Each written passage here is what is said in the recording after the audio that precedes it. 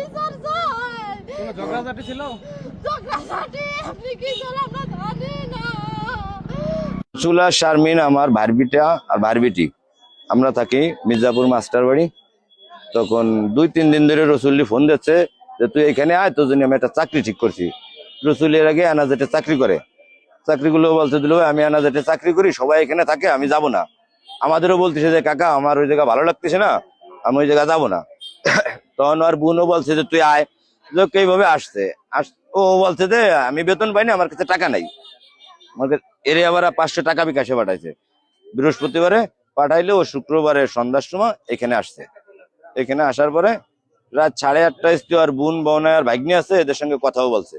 বলার পরে 8:30টার পরে আর ওরাও ফোন দেয়নি, তো ঘুমাই গেছে। বোনের বাসায় গেছে, তো টেনশনের বিষয় না, ও ঘুমাই গেছে। ঘুমাই যাওয়ার পরে 6:30টার দিকে আমাদের দেশের থেকে ফোন দিছে যে এই ঘটনা, রসুলিয়া শারমিনী নাকি মেরে ফেলছে। এটা বললি আমরা বলতেছি যে এটা কি কও, রসুলিয়া শারমিনী মেরে ফেলবে? কয় ফুরকানের ভাড়ি বলছে। ফুরকানের ভাড়ি বলছে আমার আরেক ছোট ভাইবিটির কাছে, ছোট ভাইবিটি বলছে ওর মা বাপের কাছে। মা বাপের কাছে বলার পরে আমরা 8টার দিকে এখানে আসছে। এখানে আসার পরে গেট দিয়ে ঢুকছি। গেটে ঢুকার পরে দরজাটা মিশানো, দরজাটা ধাক্কা দিলে যে ছোট 3জন খেতা দিয়ে ঢাকা। আর রসুল আপনার এই একটা খাট আছে, খাটের পরে শারমিনরে পাই না। পরে আরেক রুমের পাশে গেলে যে শারমিনরে বান্ধে জানালার সাথে বান্ধে পর্দা দিয়ে ঢেকে রাখছে। তখন আমি ওকে বললাম যে তোমরা কেউ হাত দিও না, আমরা আগে থানায় যাই। এর ভিতরে এলাকার লোক আসলো, এলাকার লোক দেখলো, দেখার পরে আমরা থানায় গেলাম।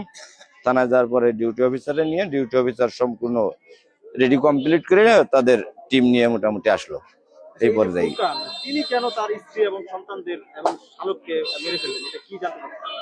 এটা আমরা কেমনে জানি, প্রায় মানে বলতো, মেয়েটারে বলতো যে আমি বিয়ে করবো বা হ্যান ত্যান, এই বিভিন্ন পর্যায়ে মেয়েটারে নির্যাতন করতো। মেয়েটা আবার একটু নরম, মেয়েটা আমাদের কাছে বলতো না।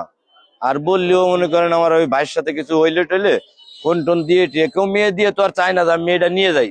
ভাই ওই ফুরকান রে ফোন দিয়ে টিয়ে বাবা তোর কিছু লাগলে আমার কয় ভাবে অনুরোধ করে টিয়ে, টাকা পয়সা লাগলো তারা দিত।